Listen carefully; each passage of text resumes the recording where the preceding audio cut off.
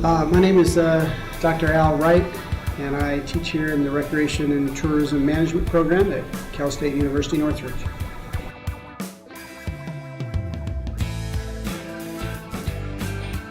Caving really is the exploration of underground caverns and passageways.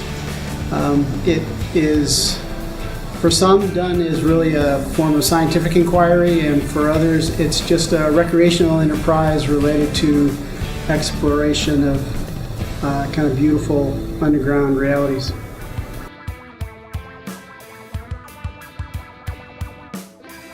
Whatever you see, obviously you have to have lights. I mean, that sounds kind of stupid, but the notion is that it's one of those few places where you actually can go to have total darkness. And so everything that you do see in there is a function of what your headlamps are going to illuminate. And the most common thing that people get excited about are various kinds of formations that we find in particularly what's called solution-based caves, where you see stalactites and stalagmites and flowstones and a whole host of formations that are created in various different kinds of ways, and which are part of the mystery and beauty of the underground environment. Well, I think one of the key relationships is that outdoor recreation is concerned about how do you bring people into the outdoors as part of an important recreational experience. But what's a particular focus of that for us is how do you take people to those kinds of environments in a way that shows a care and sensitivity for the environment. We don't want to take people to that environment and destroy the very thing we've gone to see.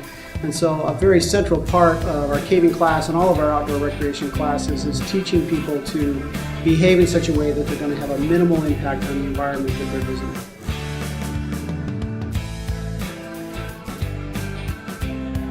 Students take the class for a variety of reasons, and most of them have limited or no experience, so there's kind of a curiosity. At the most, students have gone to what we call a commercial-based cave, which is a cave that has, lights and paved walkways and that kind of thing. Our caving isn't at all like that. We do what's called wild caving, where we explore caves that, even if they have a commercial component, we go to the back sections of the cave where the passageways are just as they were formed, thousands and millions of years ago. And so we go to that as a sense of exploration, and I think that's what really draws most students into that context, and curiosity about the beauty and so forth that they'll find there as well as an important part of